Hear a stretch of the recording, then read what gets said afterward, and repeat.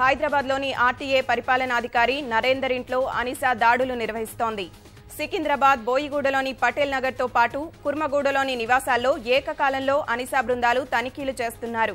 గత నెలలో నరేందర్ లంచం తీసుకుంటూ అనిసాకు పట్టుబడి విధుల నుంచి సస్పెండ్ అయ్యాడు. ఇందుకు సంబంధించి అధికారులు ఉదయం అతని ఇళ్లపై దాడి చేశారు. సోదాల్లో 2 ఇళ్లు, ఖాళీ స్థలాలు, బంగారు ఆభరణాలు సహా 5 కోట్ల రూపాయల ఆస్తులు గుర్తించారు. దాడులు ఇంకా కొనసాగుతున్నాయి.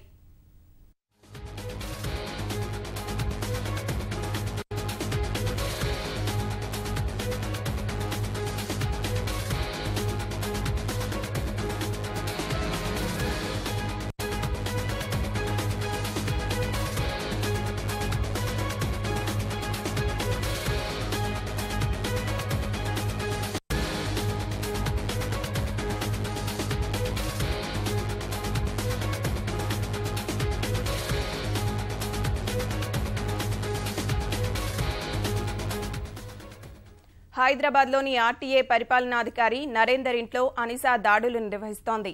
సికింద్రాబాద్ బోయిగూడలోని పటేల్ నగర్తో పాటు కుర్మగూడలోని నివాసాల్లో ఏకకాలంలో అనిసా బృందాలు తనిఖీలు చేస్తున్నారు.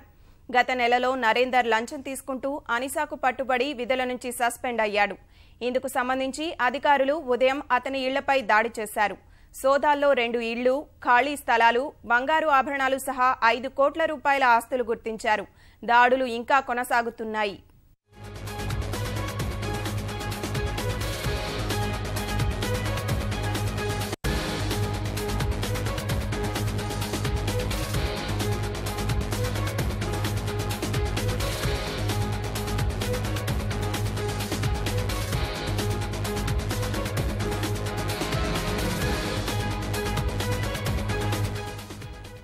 ఇక అవినీతి నిరోధక శాఖ దాడుల గురించి మా ప్రతినిధి శ్రీనివాస్ ని అడిగి తెలుసుకుందాం.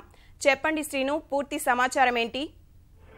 సుప్రియ, ఈ ఉదయం ఆర్టీఏ పరిపాలనాధికారి నరేందర్ ఇంట్లో ఏసీబీ సోదాలు ప్రారంభించింది. అయితే గత నెలలో ఆయన లంచం తీసుకుంటూ అనిసా అధికారులకు చిక్కారు.